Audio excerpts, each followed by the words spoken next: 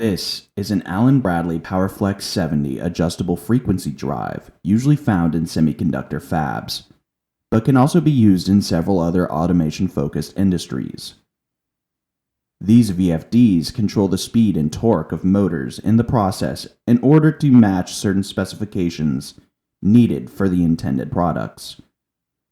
The unit shown died due to capacitor issues, so we fully rebuilt the unit and cleaned up the corrosion on the IC chips.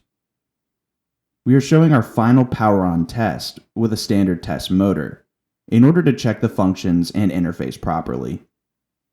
Units like this are susceptible to corruption if the EEPROMs are damaged, leading it to output faults and lose the onboard data. So we recommend getting them evaluated ASAP to save time and headache. Under usual circumstances, though, ERD can retrieve programming data, just in case the unit is a lost cause, and a new unit is needed to be programmed.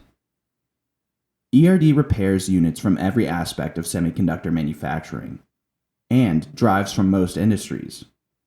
So, if you're in need of repairs, contact us through our info, or check our catalog on our website for your specific unit.